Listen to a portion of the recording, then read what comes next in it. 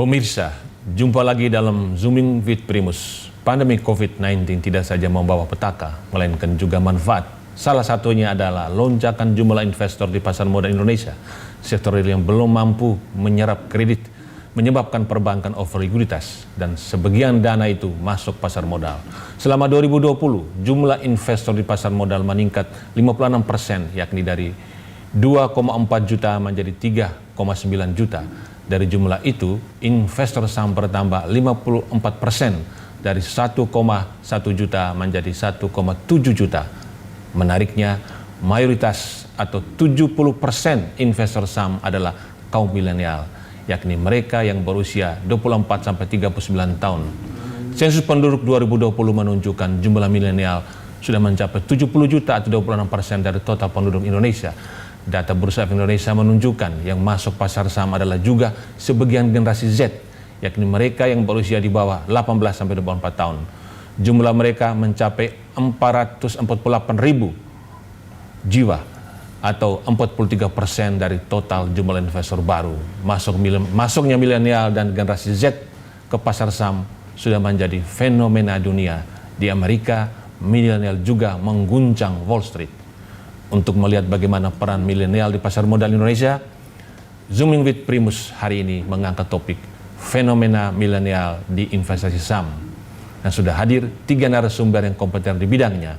Pertama, Pak Hasan Fauzi, Direktur Pengembang Bursa Efek Indonesia. Kedua, Hamdi Hasarbaini, Direktur Pengawasan Transaksi dan Kepatuhan Bursa Indonesia periode 2015-2018, sekaligus mentor Investa. Selanjutnya adalah Ellen May, founder Ellen May Institute.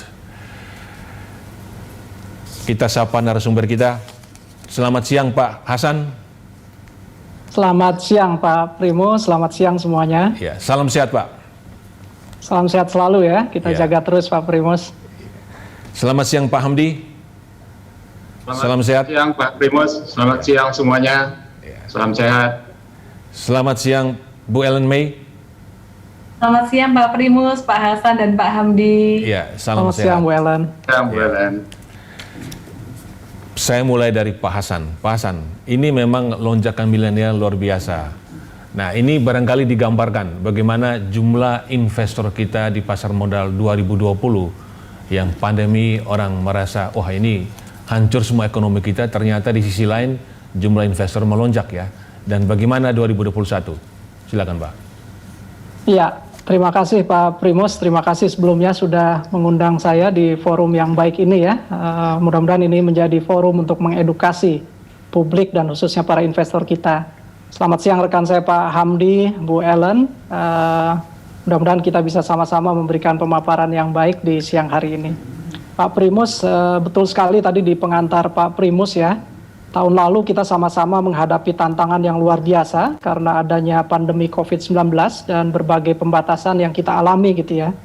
Tapi di tengah-tengah pembatasan itu yang luar biasa adalah fenomena di mana terjadi gitu ya, pertumbuhan yang luar biasa signifikan yang saya kira menjadi rekor dan tidak pernah kita catat di tahun-tahun sebelumnya, terjadi di tahun lalu. Dan betul sekali seperti tema yang kita usung di siang ini gitu ya, fenomena ini lebih khusus lagi karena ternyata sumber pertumbuhan terbesar ya di pasar modal kita, khususnya di transaksi di bursa, adalah dari kelompok investor kita yang berusia muda ini gitu ya, dari teman-teman di kelompok milenial dan generasi Z kita. Jadi ini luar biasa, ini berkah di balik pembatasan pandemi. Saya sebenarnya menyiapkan beberapa data dan statistik Pak Primus, kalau boleh nanti saya tayangkan sebagai pengantar untuk bahan diskusi kita lebih lanjut. Silakan Pak. Silakan mohon slide berikutnya. Nah ini Pak Primus, tadi Pak Primus sudah menyampaikan dengan baik gitu ya, memang di tahun lalu kita mencatat pertumbuhan yang luar biasa tinggi ya, dari sisi jumlah saja nih misalnya investor pasar modal kita di tahun lalu meningkat 56% ya, dari 2,4 juta di posisi awal tahun 2020 kemudian menjadi 3,88 juta di akhir tahun lalu, dan bahkan hari ini angka 4 juta lalu 4,1 sudah terlampaui, jadi 4,1 juta sekarang investor di pasar modal. Kalau kita lihat pertumbuhan dari tahun ke tahun, trennya juga luar biasa ya. Tahun lalu tercatat kenaikan yang jauh melampaui angka kenaikan per tahunnya dibanding tahun-tahun sebelumnya. Demikian juga untuk investor saham kita, naik yang juga sekitar 53-54% ya, dari 1,1 juta di awal tahun lalu menjadi 1,7 juta di akhir tahun. Dan peningkatan tahun lalu bahkan lebih impresif lagi untuk sektor saham ini, di mana dari sisi jumlah investor kita naik melampaui 2 kalinya gitu ya, kenaikan per tahunnya. Dan ini merupakan rekor yang tidak pernah terjadi sepanjang sejarah pasar modal kita. Nah berikutnya, nah ini kalau kita lihat ada juga yang menarik, yaitu di mana sebetulnya dari sisi jumlah meningkat tajam, nah dan dari sisi kualitas aktivitas transaksi, kita catat juga luar biasa ini. Terjadi loncatan aktivitas transaksi yang datang dari segmen investor domestik individu atau retail kita, yang juga angkanya tercatat menjadi paling tinggi sepanjang sejarah. Jadi dari rata-rata nilai transaksi harian di tahun lalu yang melampaui angka tahun-tahun sebelumnya, yaitu di 9,21 triliun rupiah, 48,4%, jadi hampir separuhnya, ini datang dari aktivitas transaksi para investor retail kita. Ya, sementara sisanya sekitar 50-an% terbagi, 20,5% itu dari investor domestik institusi, dan 31,1%-nya dari investor asing. Nah, kalau kita perhatikan, investor domestik bahkan tahun lalu berarti sudah hampir mencatat 70% gitu ya, porsi transaksi harian dibanding investor asingnya. Nah Bapak Ibu sekalian, jadi kalau kita lihat nih Pak Primus, kita perhatikan betul-betul nih sekarang, investor retail ini menjadi sumber pertumbuhan di pasar modal kita. Ya, di mana angka dominasinya terkonfirmasi dari tahun ke tahun terus menunjukkan pertumbuhan. Berikutnya. Nah ini beberapa angka pencapaian gitu ya, blessing, berkah sekali di balik pembatasan yang ada. Tadi beberapa aspek alasannya sempat disinggung oleh Pak Primus gitu ya, mungkin pembatasan yang mengakibatkan roda perekonomian kita mengalami hambatan, kemudian membuka peluang gitu dan kesempatan untuk mengalihkan alternatif penempatan dananya menjadi ke sektor investasi ya, khususnya di pasar modal kita. Inilah berbagai rekor yang kita bisa raih gitu ya, dari sisi jumlah maupun angka aktivitas luar biasa ini. Investor baru bertambah, edukasi kita menjadi lebih punya kesempatan gitu ya, karena kita memanfaatkan teknologi dan solusi digital dan sebagainya. Lalu yang bagus juga aksesibilitas. Jadi kalau kita lihat nih memang tadi Pak Primus menyinggung, investor dengan usia di bawah 40 tahun ya, semakin hari semakin tahun itu terkonfirmasi semakin bergabung di pasar modal kita dan menjadi investor. Per akhir tahun lalu itu tidak kurang 72,9% total investor saham kita itu datangnya dari investor dengan usia di bawah 40 tahun. Yeah. Lalu shifting juga nih demografi kita ya, ternyata tidak terus didominasi oleh investor dari Pulau Jawa saja. Tapi 2-3 tahun ini angka 80% dominasi investor di Pulau Jawa sedikit demi sedikit kemudian bergeser gitu ya. Sekarang di posisi akhir tahun sudah tinggal 71% investor di Pulau Jawa. Sisanya pertumbuhannya diperoleh oleh investor lain di luar Pulau Jawa. Ya. Berikutnya. Baik Pak Hasan.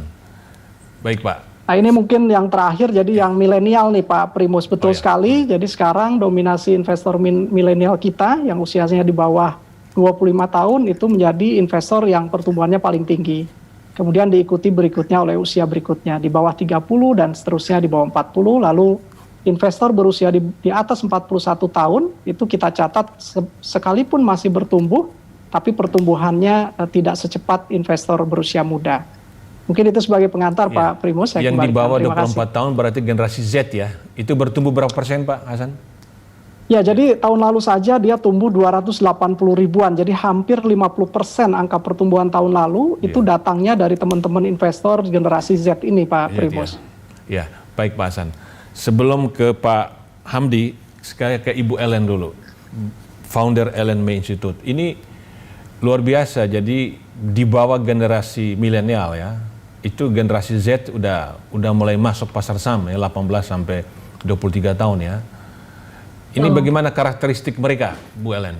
Jangan-jangan mereka ini masuk tidak berdasarkan pengetahuan, ini main masuk aja ikut ramai. Ya, jadi saya sangat dekat sekali dengan teman-teman investor retail di mana kita setiap hari surfing mereka melalui Mtrade dan juga setiap hari ada live Instagram Senin sampai Jumat. Mereka sangat haus sekali dengan ilmu sebenarnya. Yang bagus adalah mereka sangat haus sekali dengan pengetahuan. Jadi hal sekecil apapun mereka akan tanyakan, nggak segan-segan kayak WhatsApp saya, Ellen apa sih ARA, ARB dan seterusnya. Pelan-pelan mereka juga udah mulai semakin kritis. Saya melihat behaviornya tuh udah agak berbeda dengan tahun lalu. Kalau tahun lalu kayaknya cuek-cuek gitu. Kalau sekarang mereka udah mulai haus dengan ilmu, mulai belajar. Tapi tidak sedikit juga dari investor retail ini. Ada beberapa karakter, sebagian dari mereka mau belajar, tapi sebagian dari mereka tuh mau yang getting rich quick. Nah, yang kedua inilah yang sangat berbahaya dan sangat kasihan sekali sebenarnya. Yang kedua ini dia suka sekali mencari saham-saham yang istilah kata tuh naik sehari 2 hari, bahkan intraday nggak apa-apa, beli banyak-banyak, kalau perlu belinya pakai pinjol gitu. Bahkan ada yang pakai dana pinjaman dari menggadaikan terus kemudian uang sekolah. Jadi cerita-cerita itu sangat banyak sekali gitu. Tapi saya juga bersyukur bahwa teman-teman yang mau belajar juga lebih banyak gitu.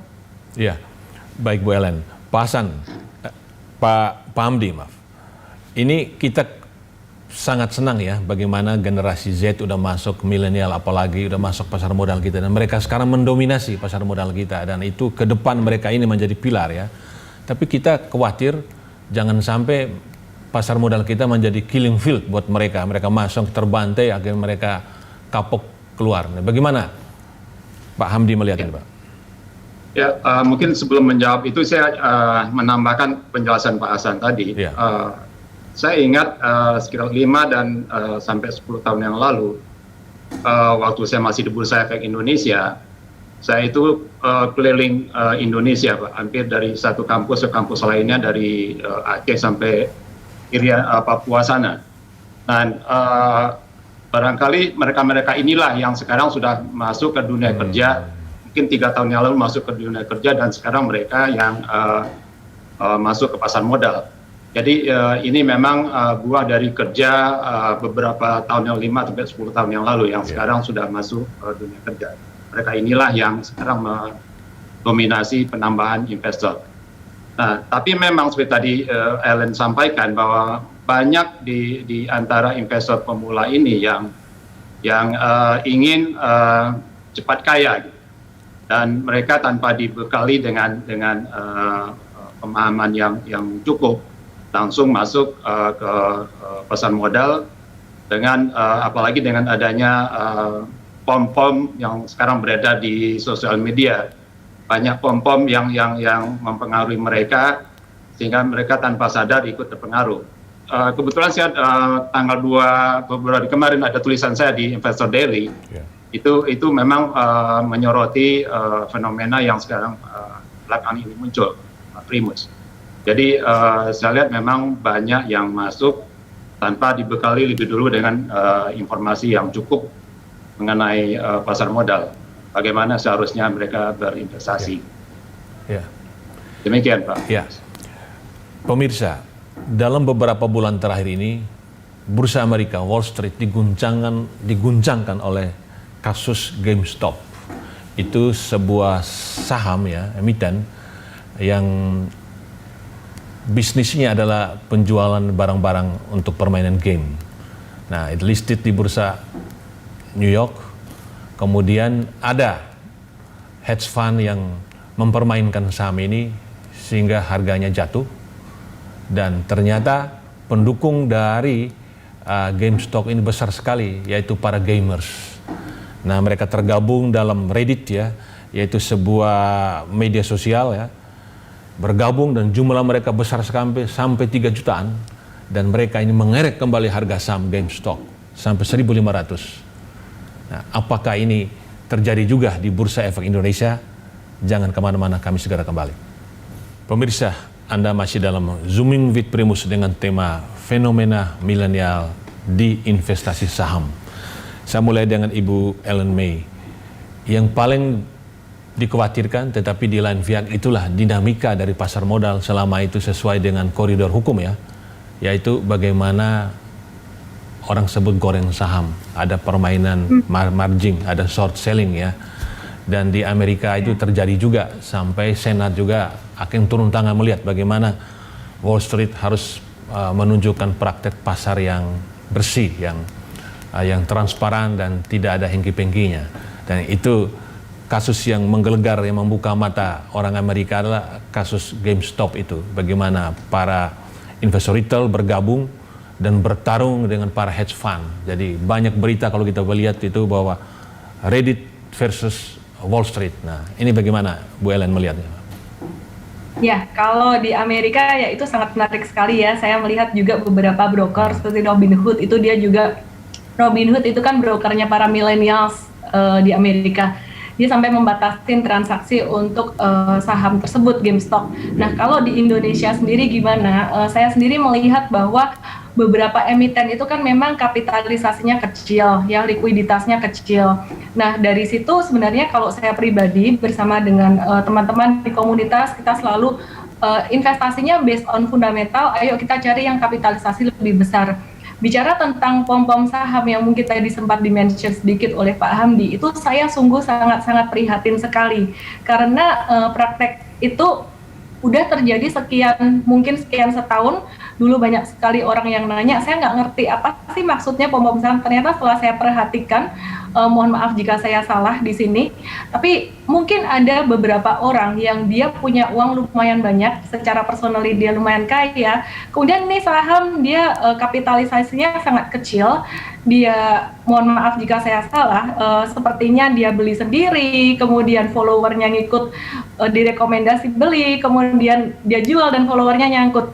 Dan berita itu hal seperti itu setiap hari ditanyakan kepada saya, sampai akhirnya satu hari saya nggak tahan, saya bikin satu video, saya nggak sebut nama, dan ya karena mungkin bukan cuma satu orang, mungkin ya saya nggak sebut nama, saya cuma bilang bahwa ayo kita fokus pada belajar edukasi fundamental dan teknikal, and that's very important gitu.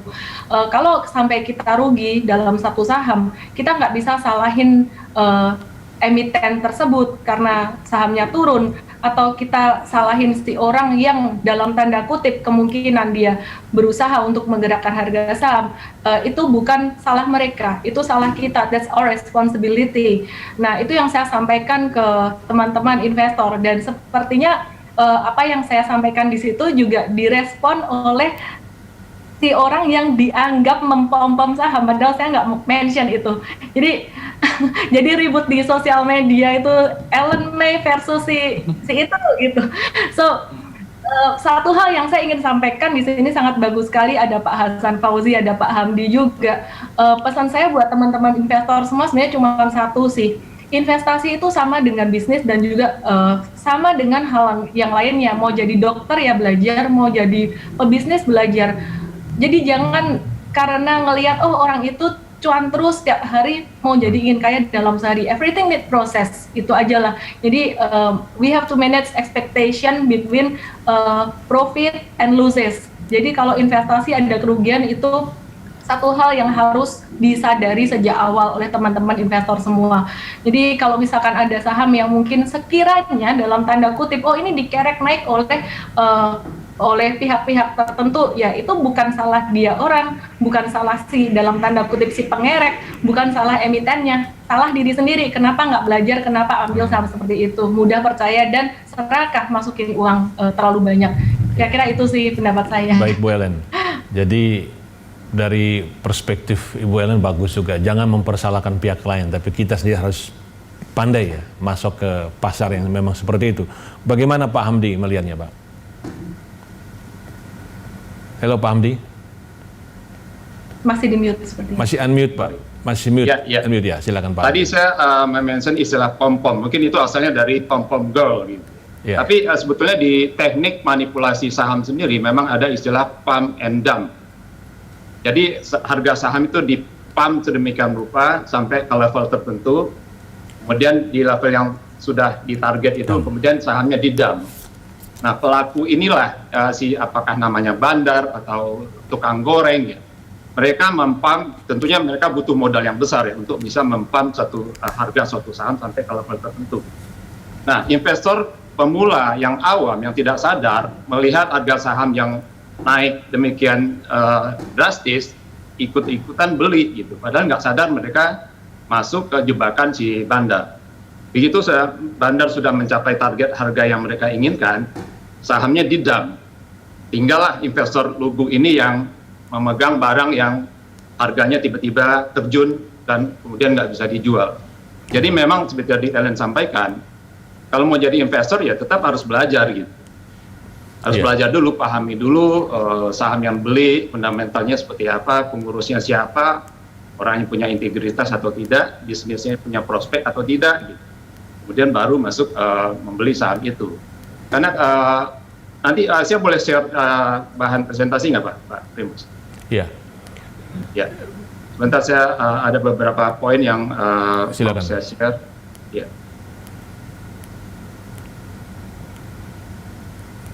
Nah, sambil menunggu infografis Pak. Saya tidak diizinkan untuk share nih. Ya, bisa dibantu.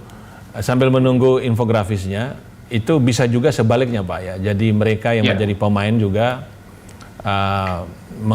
meminjam saham pada harga tinggi, lalu kemudian didem ke bawah supaya mereka bisa mendapat kembali untuk mengembalikan saham itu. Ya, itu yang terjadi di Wall Street ya, yang dilakukan oleh satu hedge fund yang melakukan short selling. Short selling artinya dia jual dulu sahamnya di harga tinggi, kemudian dia berharap dengan dia menjual harganya akan jatuh. Nah, cuman celakanya sih dia dikerjain oleh sekelompok orang investor muda di grup Reddit ya. Yang juga ada istilah Wall Street Bets. Jadi mereka kompakan membeli saham yang sudah di dump ini sehingga harganya otomatis naik gitu. Sehingga sekelompok anak muda inilah yang bisa melawan hedge fund yang akhirnya mengalami kerugian yang cukup besar. Itu baru pertama kali saya kira terjadi. Pertama kali sejarah. Nah, itu akan merembet ke Indonesia nggak? Sudah merembet ke bursa efek Indonesia nggak? Artinya retail kita milenial bisa bersatu seperti itu melawan. Saya kira kalau mereka bersatu itu bisa terjadi Pak. Bisa melawan bandar yang punya modal besar. Mungkin bandar kita modalnya tidak sebesar bandar yang ada di Wall Street. Jadi saya kira kalau mereka bersatu mereka akan bisa melakukan itu.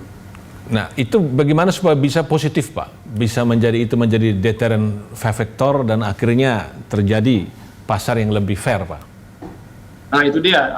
Lagi-lagi edukasi. Mungkin Pak Hasan itu kan, Pak Hasan, bahwa investor itu harus diedukasi. Satu hal ya, investor jangan menjual barangnya dengan harga murah. Karena ada juga bandar yang sengaja menjatuhkan harga saham, Pak. Karena dia ingin menguasai saham tersebut. Jadi mereka lakukan dump lebih dulu. Jadi harganya dibanting. Kemudian investor yang modalnya pas-pasan, apalagi pakai pinjaman ojol tadi apa istilah Ellen? Ponjol ya, pinjol, pinjaman online. Mereka mau tidak mau terpaksa harus menjual. Karena sudah ditekan oleh si bandar. Mereka sudah kalau dibilang di corner ya. Kemudian mau tidak mau harus menjual barangnya. Padahal harusnya kalau mereka bisa bertahan itu bisa melawan si bandar. Gitu. Sebentar saya share dulu Pak.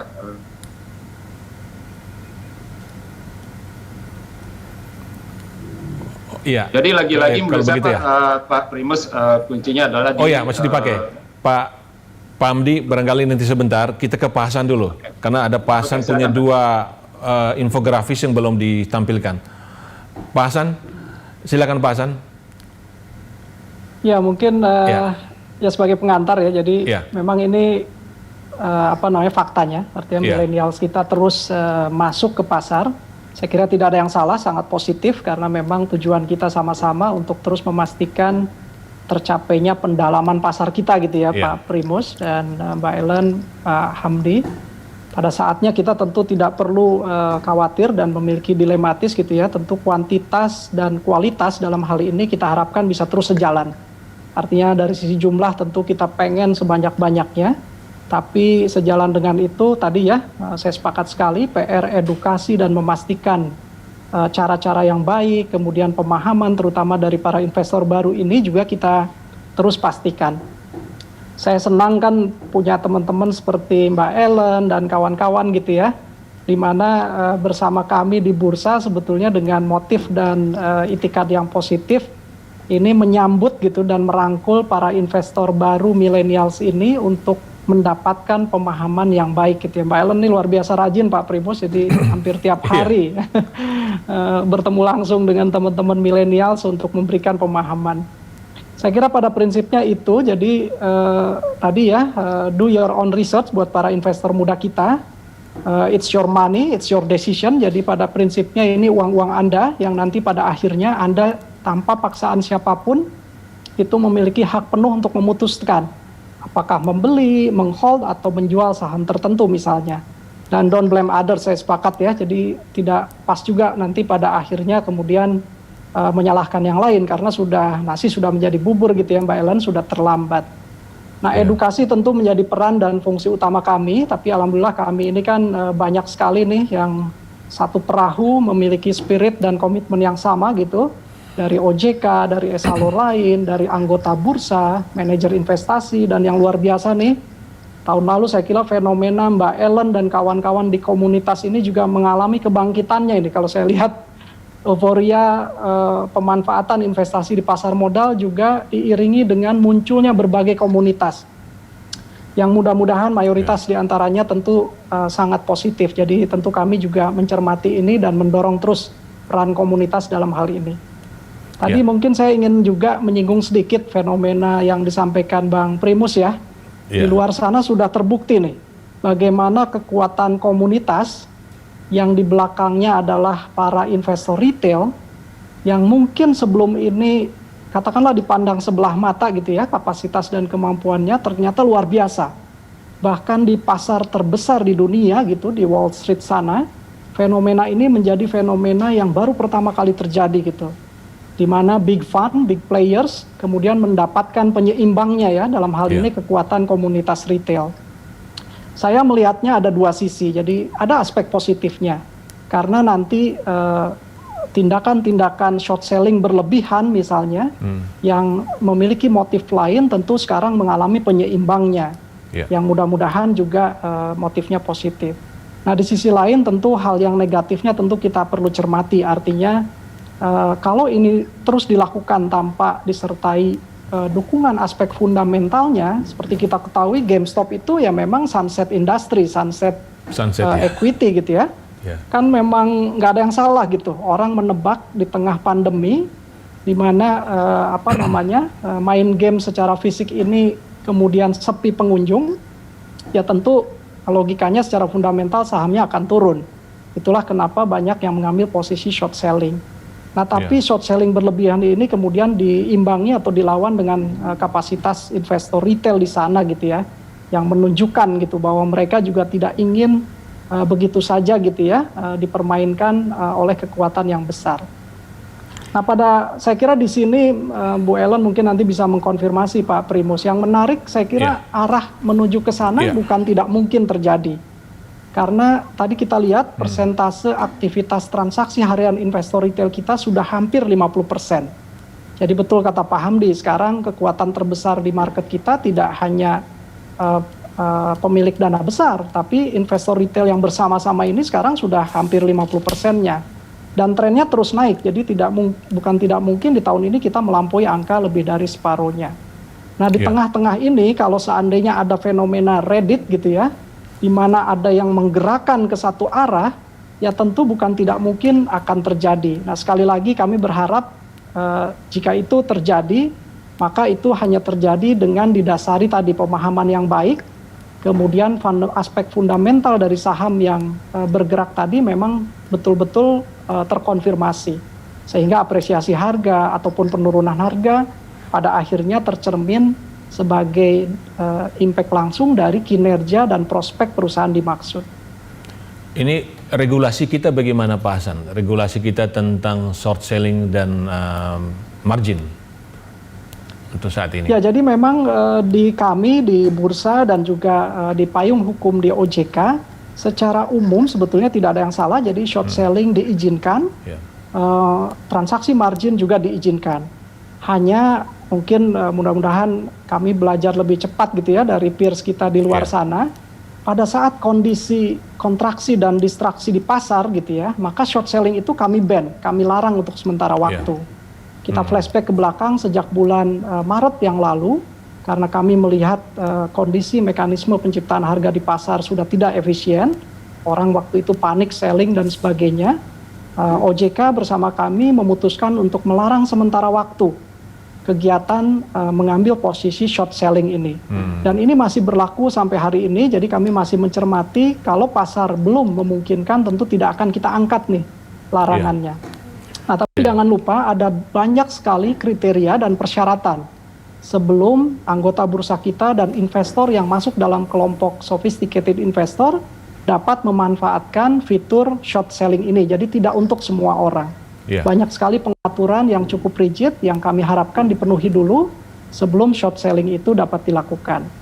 Nah, adapun untuk margin transaksi, saya kira ini juga sama ya, kami berlakukan, akan tetapi sama gitu, ada banyak persyaratan, terutama kekuatan agunan yang dipastikan aman gitu, sebelum para anggota bursa ini katakanlah memberikan ruang dan fasilitas margin kepada para investor. Jadi jangan salah juga, ini juga bukan untuk semua tipe investor gitu ya. Ini yang kami betul-betul jaga dan harapkan dalam pelaksanaannya juga secara konsisten dilakukan. Ya, baik Pak Hasan. Pak Hamdi, ini Anda punya infografis bisa ditampilkan Pak? Sudah bisa Pak? Boleh Pak, sebelum kita break. Ya Pak. Ya Pak. Aduh, sorry. Halo Pak. Ya, saya... Aduh. Silakan Pak Hamdi.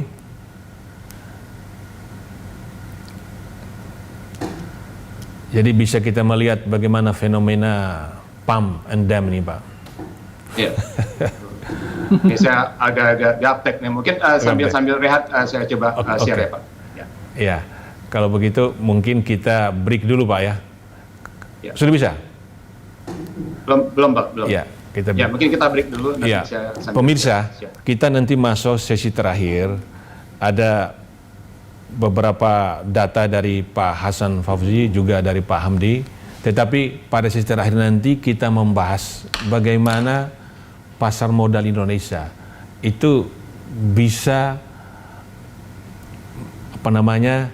memberi kesempatan besar kepada milenial untuk tampil, tetapi mereka benar-benar tampil dengan pengetahuan yang baik dan bisa menjadi penyeimbang dari pemain-pemain lama.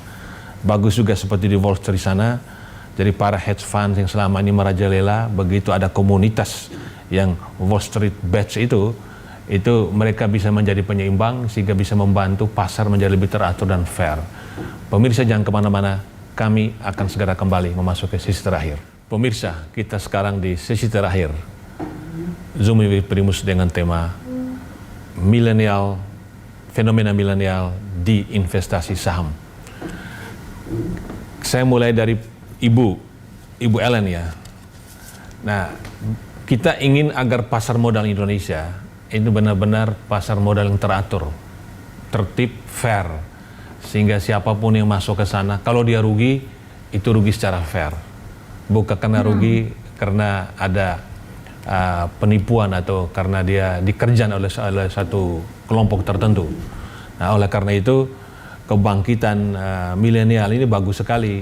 Dan pertanyaan saya adalah, apakah sekarang milenial sudah bersatu dalam komunitas di mana di sana ada edukasi teratur ya, termasuk dari Bursa Efek Indonesia dan dari mana-mana, dari OJK, sehingga betul-betul dari hari ke hari mereka itu investasi atau trading dengan penuh pengertian.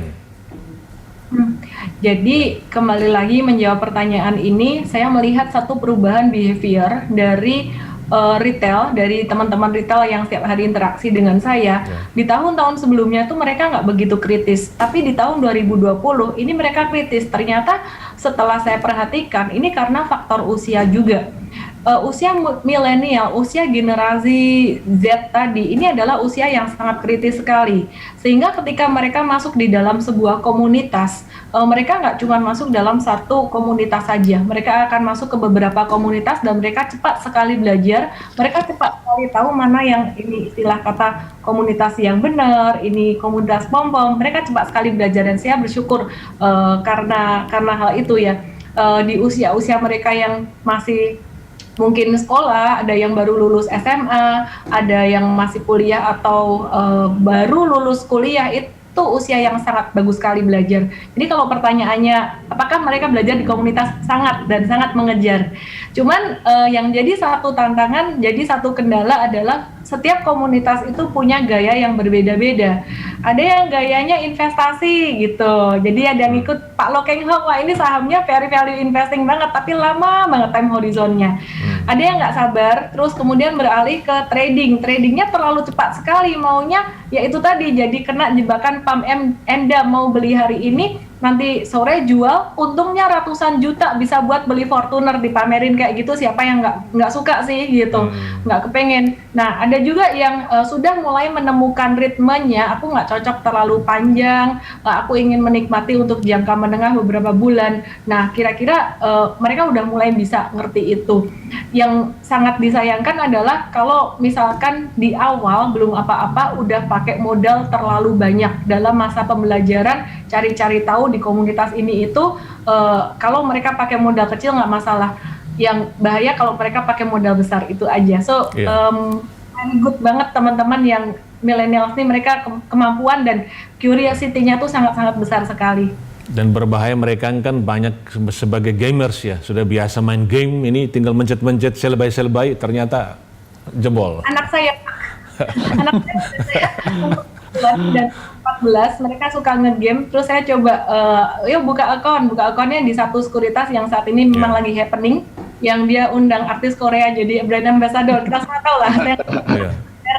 Dan itu sangat mudah sekali digunakan oleh anak saya. Jadi pertama saya nggak minta dia untuk belajar, pokoknya pencet aja kamu beli, kayak orang main game. Dan apa yang harus saya lakukan? Dia nanya, udah liatin pokoknya tiap hari, liatin dia merah atau hijau. Kalau kamu hijau biarin, kalau merah bilang mama, udah gitu.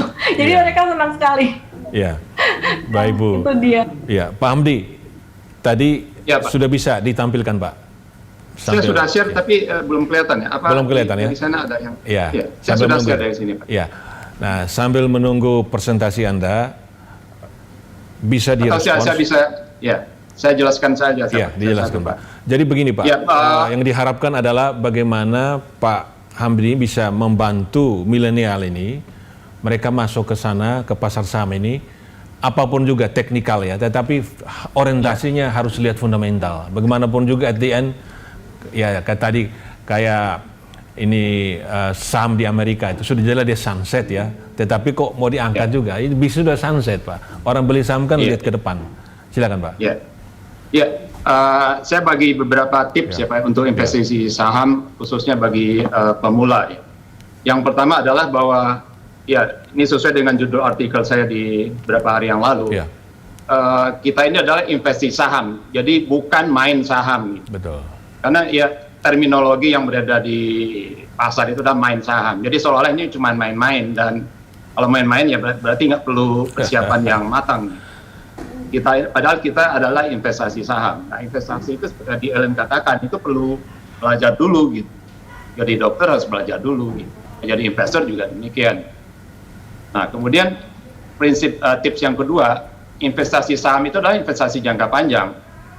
Waktunya bisa 5-10 tahun yang akan datang. Jadi jangan dilihat beli hari ini besok sudah untung 20% gitu. Jadi nggak ada quick way to be rich, itu nggak ada gitu. Jadi untuk pemula memang di pasar itu ada dua kategori Pak Primus, ada investor dan ada trader. Tapi bagi pemula jangan sekali-sekali langsung jadi trader, karena pasti dikerjain oleh bandar gitu. Karena ilmunya belum cukup. Jadi untuk pemula, mulailah sebagai investor, dan investor itu harus jangka panjang. Jadi di investasi saat ini, kemudian baru dilihat 5 atau 10 tahun yang akan datang, itu baru kelihatan hasilnya. Karena dari riset kecil-kecil yang saya lakukan, setiap 5 tahun itu saham itu harganya pasti naik. Sekurang-kurangnya bisa naik 30%, Pak. Jadi kalau saya bandingkan posisi akhir 2015 dibandingkan dengan akhir 2020, itu kan 5 tahun. Itu kenaikan harga itu sekitar 30%. Bahkan dulu pernah di tahun, saya lupa, 2000 sampai 2005 kalau tidak salah, itu naiknya sekitar 200%. Jadi memang melihatnya harus jangka panjang, bukan dilihat besok atau tahun depan, itu belum kelihatan. Nah, kemudian tips ketiga, Anda harus lakukan perencanaan keuangan dulu.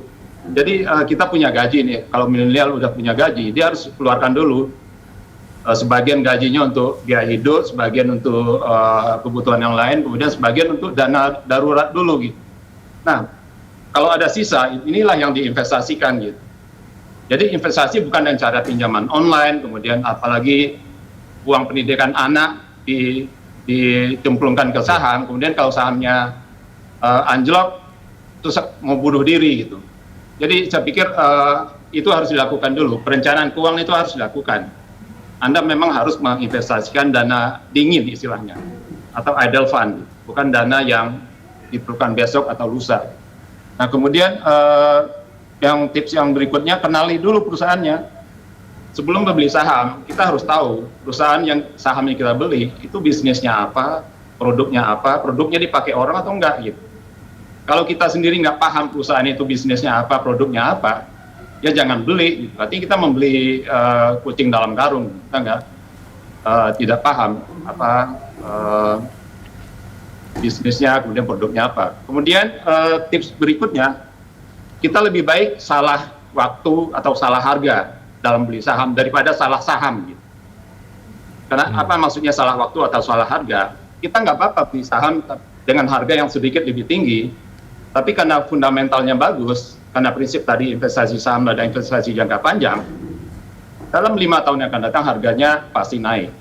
Besar kemungkinan akan naik sepanjang fundamentalnya bagus. Nah kemudian tips berikutnya, jangan menampung pisau jatuh. Ini istilahnya istilah pasar.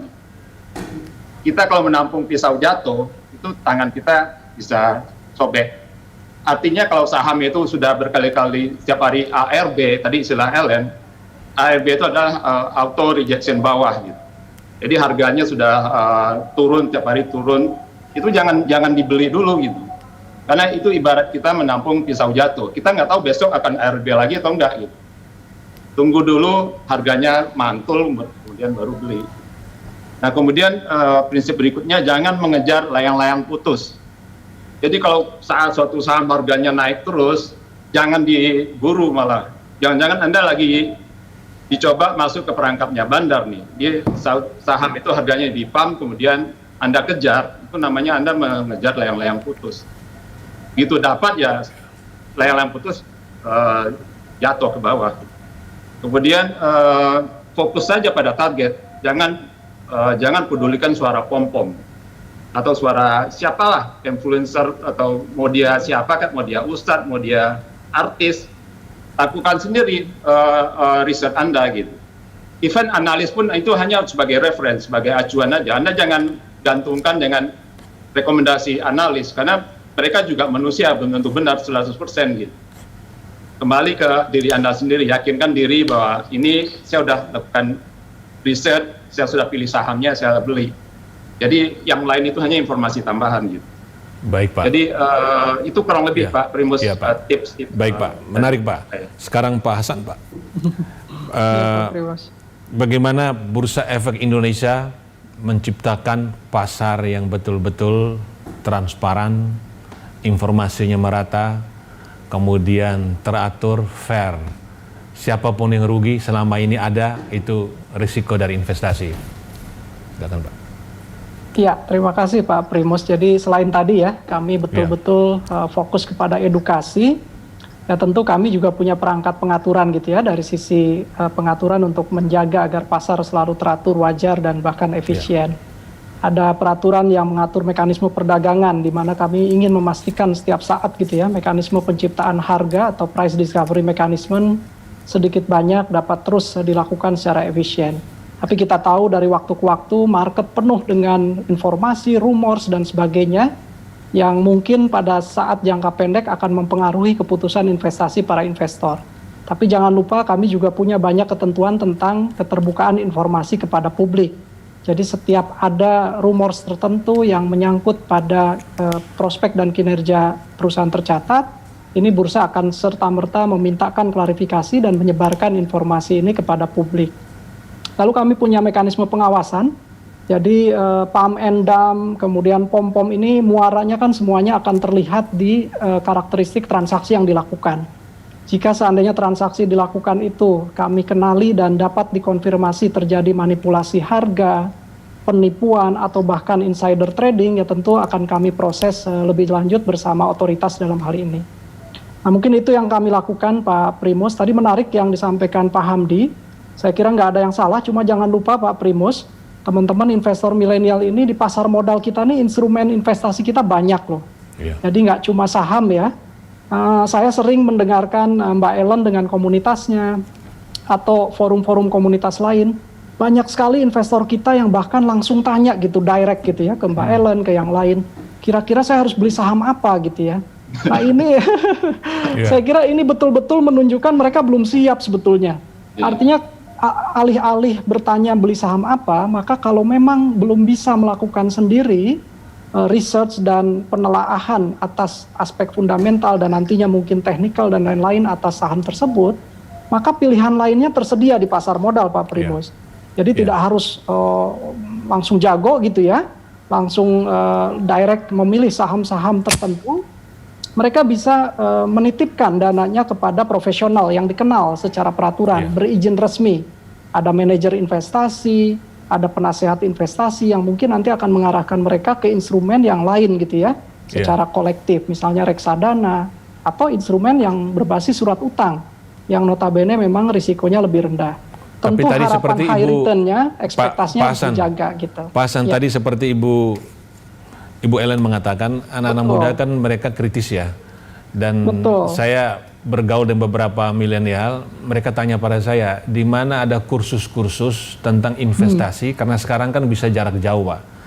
Jadi bisa Pasan menjelaskan, kalau mereka mau belajar di mana, misalnya sekolah menjadi manajer investasi, bisa online atau di mana, sehingga mereka bisa belajar dari rumah, dari mana saja. Betul Pak Primus, jadi mungkin saya sama Pak Hamdi sedikit-sedikit Mbak Ellen nih ngiri nih sama generasi kita sekarang nih yang milenial ya Mbak Ellen, Pak Hamdi.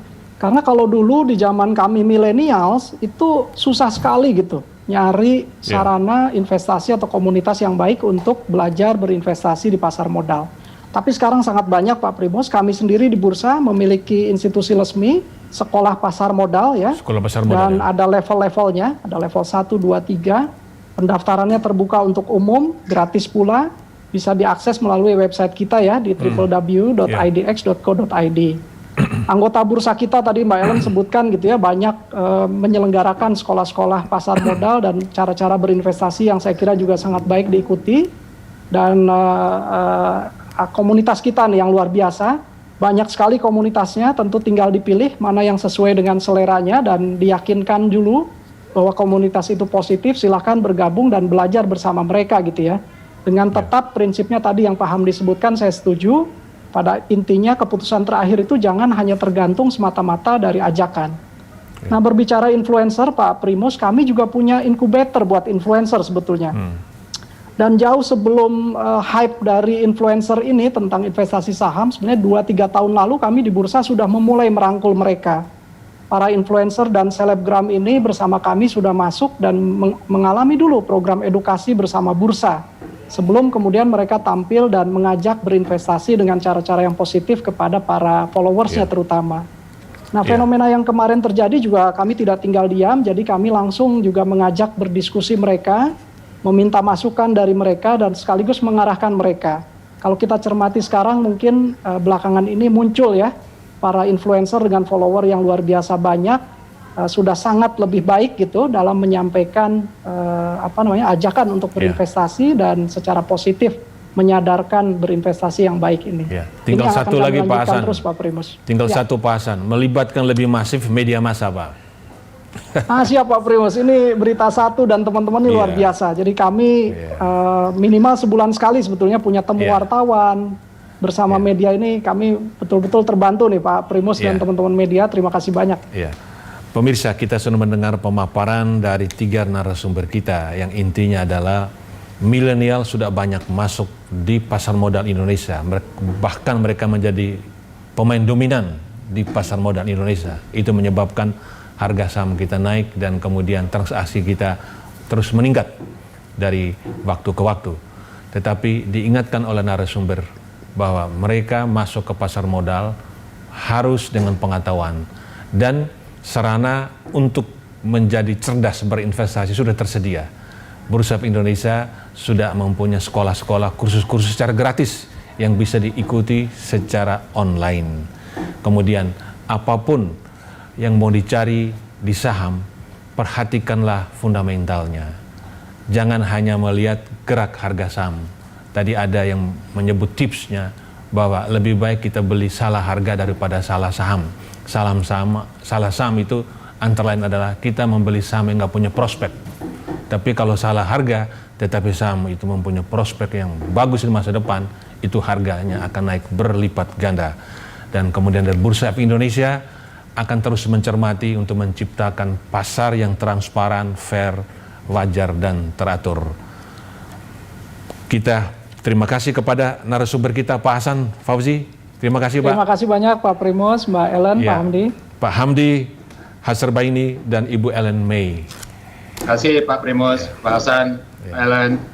Pemirsa, demikianlah Zooming with Primus dengan topik fenomena milenial investasi saham. Terima kasih atas kebersamaan Anda. Sampai jumpa di Zooming with Primus berikutnya.